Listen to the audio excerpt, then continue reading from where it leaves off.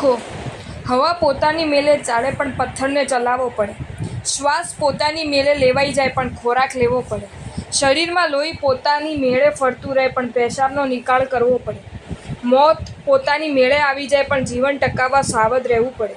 પણ સબૂત, પથ્થરનું હલવું ન હલવું પોતાના વશમાં નહીં બીજાના વશમાં. નદીનું વહેવું પોતાના વશમાં નહીં બીજાના વશમાં. પંખાના ચલાવવું પોતાના વશમાં નહીં બીજાના વશમાં. અરે પંખાનું અટકવું પણ પોતાના વશમાં નહીં બીજાના વશમાં. આ પંખો આપણને હિત શિક્ષા આપતું એટલું જ કહે છે કે દોસ્ત, તારા વિચારો પર અને તારા વ્યવહારો પર તારું ખુદનું નિયંત્રણ ન હોય પણ બીજાનું જ નિયંત્રણ હોય તો આવા પરાધીન અસ્તિત્વનું મૂલ્ય જ શું છે? કબૂલ, મારું અસ્તિત્વ તો છે જ પણ આવા પરાધીન અસ્તિત્વનો મને કોઈ આનંદ નથી. ખેર, હું તો જડ તત્વ છું પણ તું તો ચૈતન્ય તત્વ છે ને.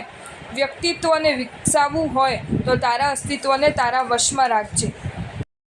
જો તમને આ વિડીયો ગમ્યો હોય તો આ વિડીયોને લાઈક કરો અને મારી ચેનલ જૈન ફેક્ટ્સ એન્ડ સ્ટોરીઝને સબસ્ક્રાઈબ કરો. ધન્યવાદ.